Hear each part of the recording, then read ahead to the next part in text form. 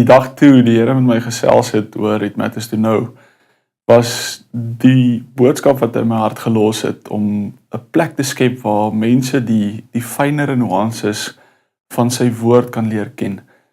Die gedagte dat mens weet dat Jesus op aarde was, dat hy aan die kruis gesterf het en terwyl hy neergedaal het, opgestaan het uit die dood uit en opgevaar het na die hemel toe, dis fenomenaal om dit te weet. Maar daar's soveel meer om te ontdek in God se woord. Om net dit te weet is nie genoeg nie.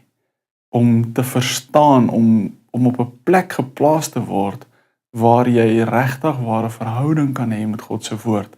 Dit is wat ons wil doen met It Matters to Know.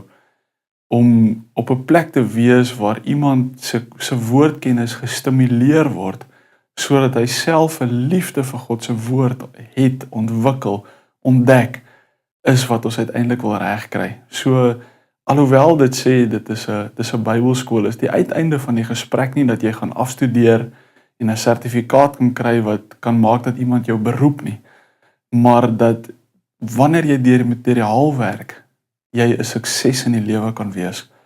Ons sal derentyd prakties probeer wees, ons sal derentyd die manier hoe ons die woord uitlig, prakties probeer maak, om seker te maak dat dit nie net 'n teologiese woordstudie is nie, maar dat daar praktiese toepassing sal wees in jou elke dag lewe, in die lewe wat jy moet leef wanneer die wekker lui tot die aand wanneer jy gaan slaap, om seker te maak dat dit wat jy ervaar, dit wat uit die wêreld uit na jou toe kom, dat jy kan seker wees dat jy 'n antwoord uit die woord het daarvoor, sodat jy die lewe kan leef wat God vir jou in Jesus Christus gewen het.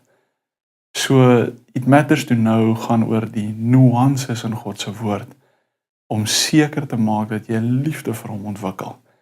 Die materiaal sal lig wees, dit sal op 'n manier gedoen word wat nie verswarend is in jou hart nie. Dit sal op 'n manier gedoen word om net vir jou op 'n vinnige manier goeie leidrade te gee, sodat jy vir jouself kan ontdek wie God vir jou is.